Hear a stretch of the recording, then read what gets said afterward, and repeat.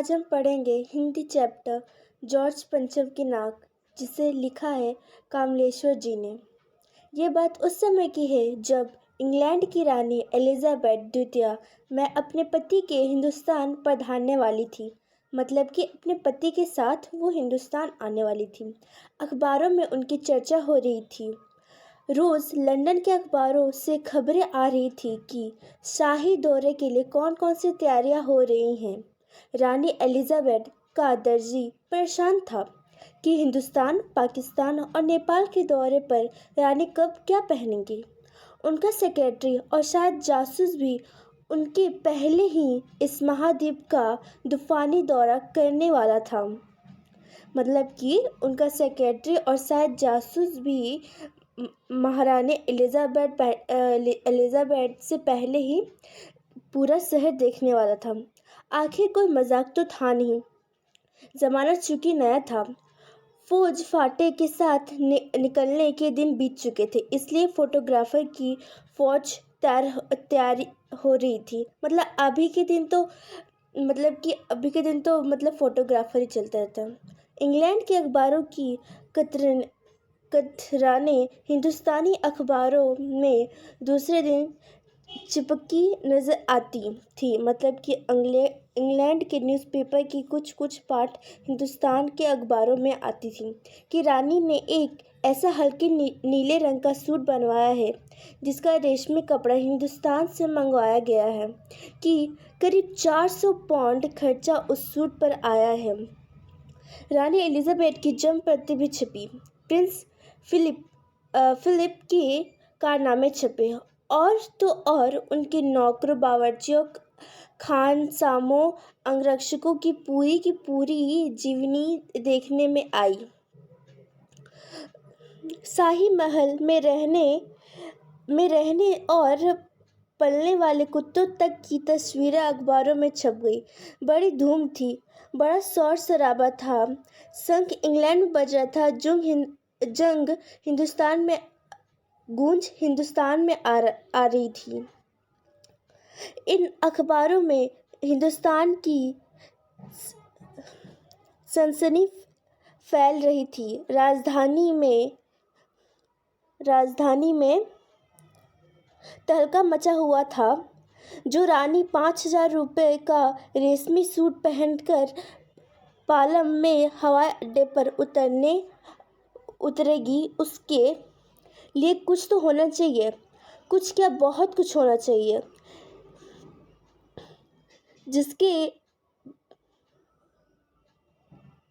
जिसके बावर्ची पहले महायुद्ध में जान हथेली पर रख के उड़ चुके हैं, उसकी शान शौकत में क्या कहने। और वही रानी दिल्ली आ रही थी। नई दिल्ली ने उनकी तरफ देखा और बेसख्त, मतलब कि स्वाभिमान रूप में, देखिए यहाँ लिखा हुआ है इन सब के मीनिंग्स।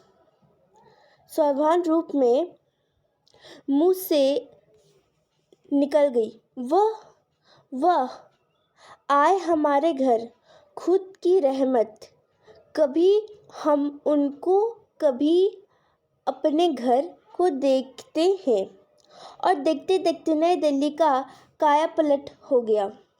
और करिश्मा तो यह था कि किसी ने किसी से नहीं कहा, किसी ने किसी को नहीं देखा, पर सड़कें जवान हो गई, बुढ़ापे की धूल साफ हो गई। इमारतों पे ये देखिए यहाँ लिखा है नाजनियों की तरह श्रृंगार किया। नाजनियों का मतलब होता है, यहाँ लिखा हुआ है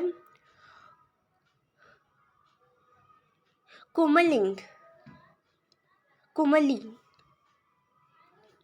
लेकिन एक बड़ी मुश्किल पेश थी, वह था जॉर्ज पंचम की नाक। नई दिल्ली में सब कुछ था, सब कुछ होता जा रहा था, सब कुछ हो जाने की उम्मीद थी, पर जॉर्ज पंचम की नाक बड़ी मुसीबत थी। नई दिल्ली में सब था, सिर्फ नाक नहीं था। इस नाक ने इस नाक ने एक लंबी दास्तां थी। इस नाक के लिए बड़े तहलके मचे थे। किसी वक्त आंदोलन हुआ था। राजनीति पार्टियों ने प्रस्ताव पास किए थे।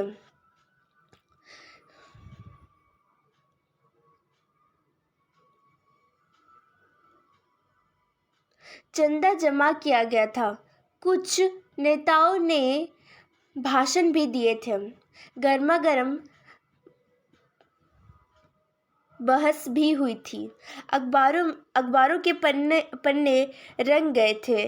बहस इस बात पर थी कि जॉर्ज पंचम की नाक रहने दी जाए या हटा दी जाए। और जैसा कि हर राजनीतिक आंदोलन में होता है, कुछ पक्ष में थे, कुछ विपक्ष में थे और ज़्यादातर लोग खामोश थे। खामोश रहने वाले की ताकत दोनों तरफ थी।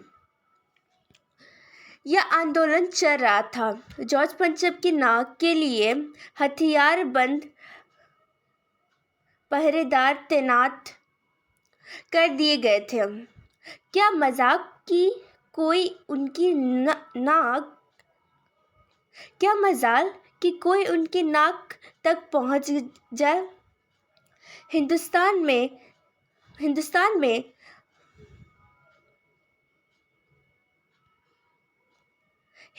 में जगह जगह ऐसी नाकें खड़ी थी और जिन तक लोगों के हाथ पहुंच गए उन्हें शान शौकत के साथ उतारकर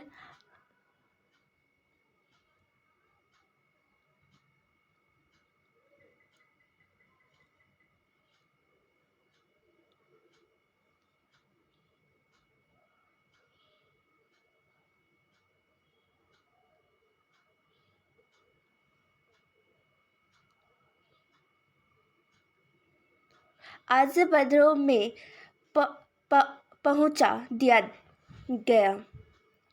कहीं तो शाही लाटों, जी यहाँ लाटों का मतलब होता है मूर्ति या फिर खंबा, की नाके के लिए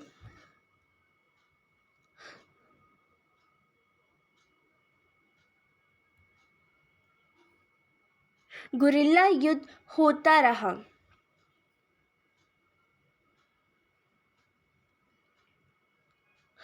उसी जमाने में यह हादसा हुआ। इंडिया गेट के सामने वाली जॉर्ज पंचम की लाट की नाक एकाएक गायब हो गई। हथियारबंद पहरेदार उनकी जगह तैनात रहे।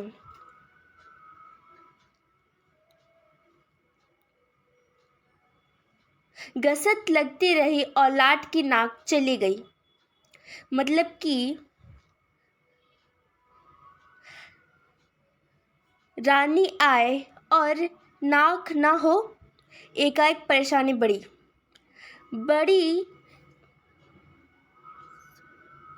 बड़ी सरगर्मी शुरू हुई। देश के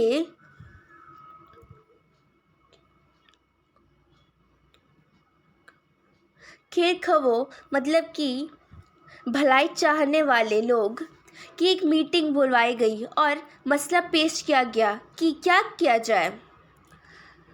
वहाँ सभी सहमत थे कि अगर एक नाक नहीं है तो हमारी भी नाक नहीं रह जाएगी। वहाँ सभी सहमत थे कि अगर यह नाक नहीं है तो हमारी भी नाक नहीं रह जाएगी।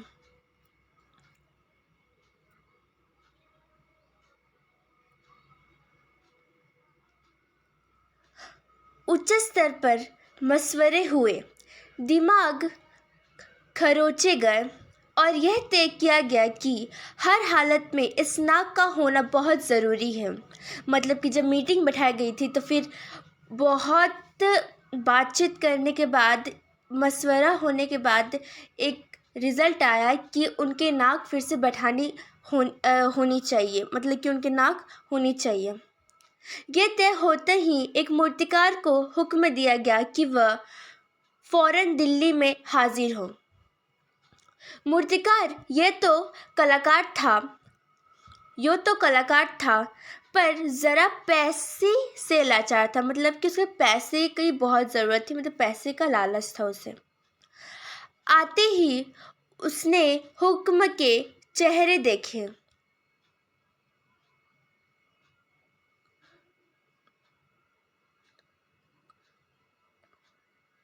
आते ही उसने हुकामों के चेहरे देखे। अजीब परेशानी थी उन चेहरों पर। कुछ लटके, कुछ उदास और कुछ बदवास थे। मतलब कि जितने भी लोग वहाँ मीटिंग बैठे हुए थे, एक परेशानी थी। उनकी हालत देखकर लाचार कलाकार की आंखों में आंसू आ गए। तभी एक आवाज सुनाई दी, मूर्तिकार जॉर्ज पंचम के नाम। आवाज आई कि मूर्तिकार जॉर्ज पंचम की नाक लगानी है।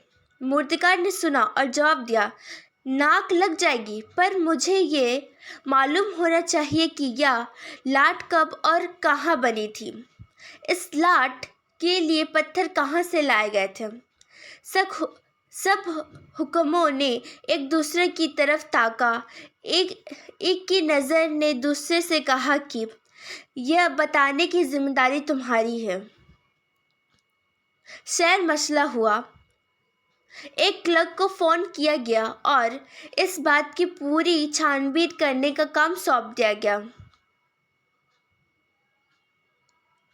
पुरातत्व विभाग की फाइलों में पेट चीरे गए, पर कुछ भी पता नहीं चला। मतलब कि पुराने उस समय के फाइल देखे गए, सब ढूंढे गए, बट उसमें से कुछ नहीं निकल आया जॉर्ज पंचम की लाट के बारे में। क्लर्क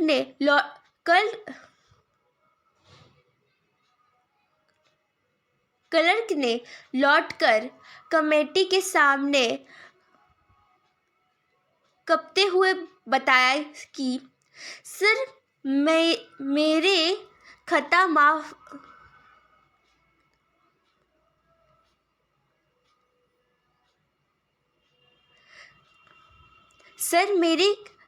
माफ हो। फाइलें सब कुछ हजम कर चुकी हैं। मतलब कि अब फाइलों में कुछ नहीं है। हुक्मों के चेहरे पर उदासी के बादल छा गए। एक खास कमेटी बनाई गई और इसके जिम्मे यह काम दे दिया कि जैसे भी हो ये काम होना चाहिए।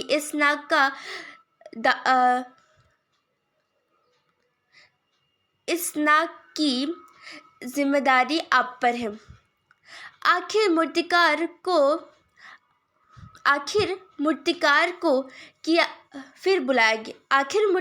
फिर बुलाया गया। उसने मसला हल कर दिया। वह बोला, पत्थर की किस्म का ठीक पता नहीं चला तो परेशान मत होइए। मैं हिंदुस्तान के हर पहाड़ पर जाऊंगा और ऐसे ही पत्थर खोज कर लाऊंगा। कमेटी के सदस्यों की जान में जान आई। सभापति ने चलते चलते गर्व से कहा, ऐसा क्या चीज़ है जो हिंदुस्तान में मिलती नहीं। हर चीज़ इस देश के गर्भ में छिपी है। ज़रूरत खोज करने की है। खोज करने के लिए मेहनत करनी होगी। इस मेहनत का फल हमें मिलेगा। आने वाले ज़माने खुशहाल होंगे। ये छोटा सा भाषण फौरन अखबारों में छप गया। मूर्तिकार हिंदुस्तान के पहाड़ प्रदेशों और पत्थरों की खानों के दौर पर निकल पड़ा। कुछ दिन बाद वह हताश लौटा। उसके चेहरे पर बहुत ही हताश थी। उसने सिर लटकाकर खबर दी। हिंदुस्तान का छापा खोज डाला, पर इस किस्म का पत्थर कहीं नहीं मिला। यह पत्थर विदेशी है। सभापति ने तेज से आकर कहा, लानत है कि आपकी अकल पर, लानत है आपकी अकल पर। विदेशों विदेशों की सारी चीज़ें हम अपना चुके हैं, दिल, दिमाग, तौर तरीका और रहन सहन। बाल जब हिंदुस्तान में बाल डांस तक मिल जाता है तो पत्थर क्यों नहीं मिल सकता। मूर्तिकार चुप खड़ा था। सहसा उसकी आंखों में चमक आ गई। उसने कहा, एक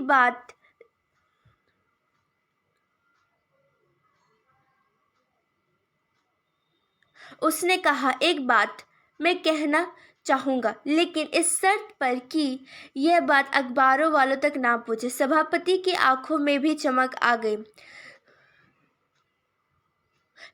चपरासी को हुक्म हुआ और कमरे के दरवाजे बंद कर दिए गए। जब मूर्तिकार ने कहा, देश में अपने नेताओं की मूर्ति भी है, अगर इजाज़त हो और आप लोग ठीक समझे, मेरा मतलब है कि जिसकी नाक इस लट पर ठीक बैठे उसे उतार लगाया जाए। मतलब कि इस देश पे इतने सारी मूर्ति हैं, तो जिसकी भी नाक जॉर्ज पंचम की नाक पे ठीक बैठेगी, उनकी नाक लेकर जॉर्ज पंचम की मूर्ति पर उनकी नाक लगा दिए जाए। ये मास्टर ने कहा, ये मूर्तिकार ने कहा। सबने सबकी तरफ देखा। सबकी आंखों में एक क्षण की बदहवासी के बाद खुशी तैरने लगी। सभापति ने धीमे से कहा, लेकिन बड़ी होशियारी से, और मूर्तिकार फिर देश दौरे पर निकल पड़े।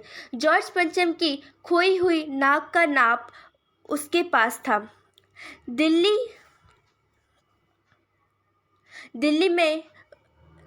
दिल्ली से वह बम्बई पहुंचा। दादा भाई नौरोजी, गोखले, तिलक, शिवाजी, जहांगीर, सबकी नाक उसने टटोली, नापी, गुजरात की ओर भागा। गांधी जी, सरदार पटेल, वल्लभ भाई पटेल, महादेव देसाई की मूर्ति को परखा और बंगाल की ओर चला।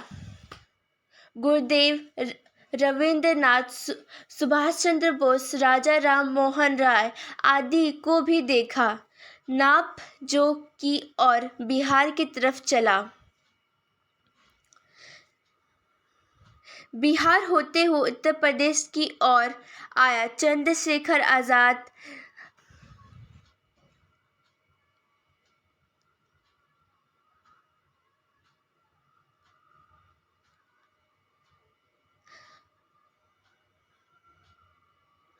मोतीलाल नेहरू, मदन मोहन मालवीय की लाटों के पास गया। घबराहट में मद्रास भी पहुंचा। सत्यमूर्ति को भी देखा और मैसूर, केरला आदि सभी प्रदेशों के दौरा करते हुए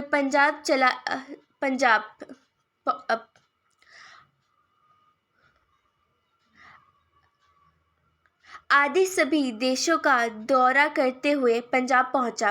लाला लाजपत राय और भगत सिंह की लाटों से भी सामना हुआ। आखिर दिल्ली पहुंचा और उसने अपनी मुश्किल बयां की। पूरे हिंदुस्तान की परिक्रमा कर आया। सब मूर्तियां देख आया। सबकी नाकों का नाप लिया, पर जॉर्ज पंचम की नाक इन नाकों से बड़ी निकली।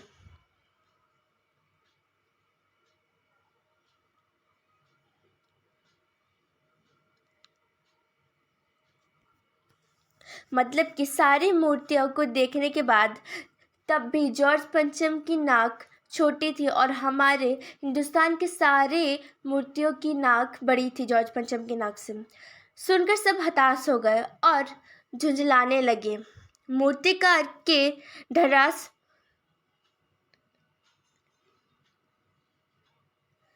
मूर्तिकार ने ढड़ास बढ़ाते हुए आगे कहा, सुना है कि बिहार सेक्रेटरी के सामने सन 42 के शहीद होने वाले बच्चों की मूर्ति स्थापित है। शायद बच्चों की नाक ही फिट बैठ जाए। यह सोचकर वहां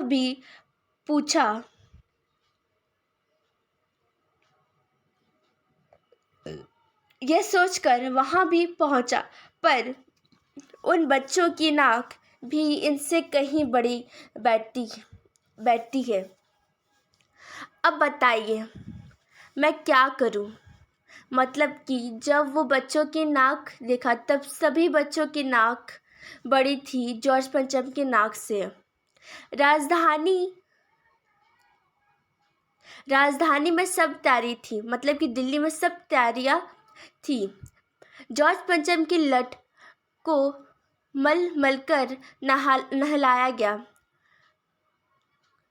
रोगन लगाया गया, सब कुछ हो चुका, सिर्फ नाक नहीं थी। मतलब सब तैयारियां हो गई थी दिल्ली में, सिर्फ नाक नहीं थी जॉर्ज पंचम की वहां पे।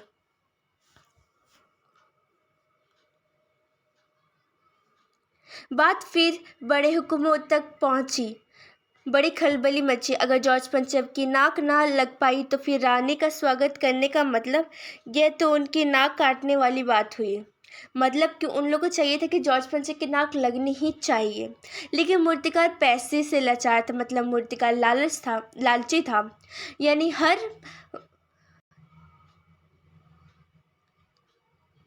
यानी कि वो हार मानने वाला नहीं था। एक हैरत अंगेज ख्याल उसके दिमाग में कूदा और उसने पहली शर्त दोहराई। जिस कमरे में कमेटी बैठी हुई थी उसके दरवाजे फिर बंद हुए और मूर्तिकार ने अपनी नई योजना पेश की। क्योंकि नाक लगना एकदम ज़रूरी है, मूर्तिकार ने कहा, क्योंकि नाक लगना एकदम ज़रूरी है, इसलिए मेरी राय है कि 40 करोड़ में से कोई एक जिंदा नाक काट कर लगा दी जाए।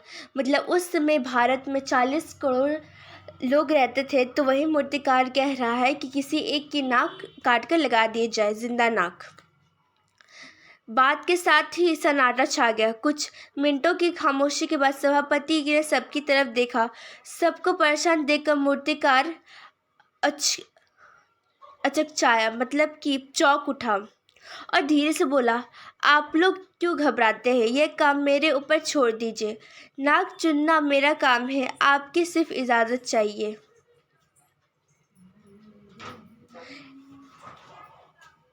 कानाफूसी हुई और मूर्तिकार को इजाज़त दे दी गई।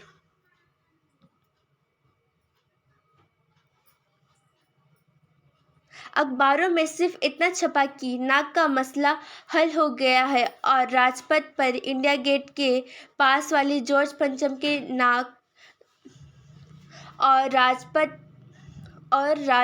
पर इंडिया गेट के पास वाले जॉर्ज पंचम की लट के नाक लग चुकी है। नाक लगने से पहले ही हथियारबंद पहरेदार की तैनाती हुई। मूर्ति के आसपास का तालाब सूखकर साफ हो गया, उसकी रवाव निकली गई और ताज़ा पानी डाला गया, ताकि जो जिंदा नाक लगाई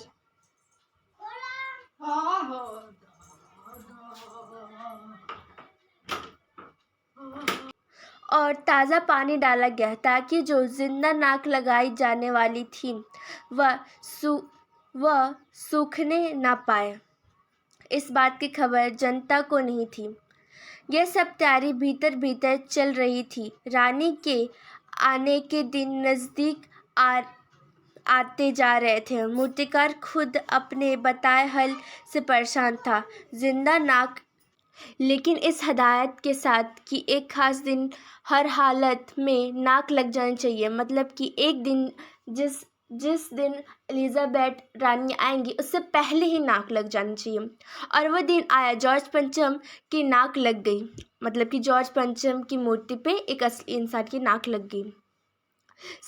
सब अखबारों में खबरें छपी कि जॉर्ज पंचम की जिंदा नाक लगाई गई है, यानी ऐसा नाक जो कतई पत्थर का नहीं लगता। लेकिन उस दिन के अखबारों में एक बात गौर करने की थी, उस दिन देश में कहीं भी किसी उद्घाटन नहीं की खबरें नहीं थी।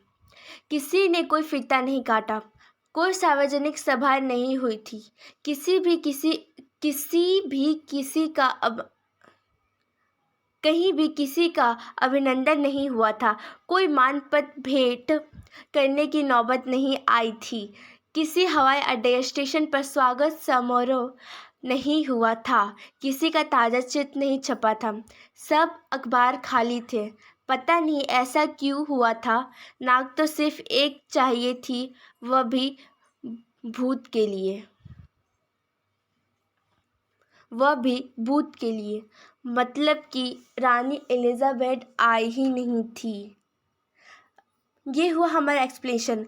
और यहाँ पे तो आंसर है, ये सारे आंसर अगर आप चाहते हैं सो प्लीज़ से मी इन द कमेंट ऑप्शन ये section, so I will make a separate video for the question answer and important internal question answer for this chapter. Okay, thank you class.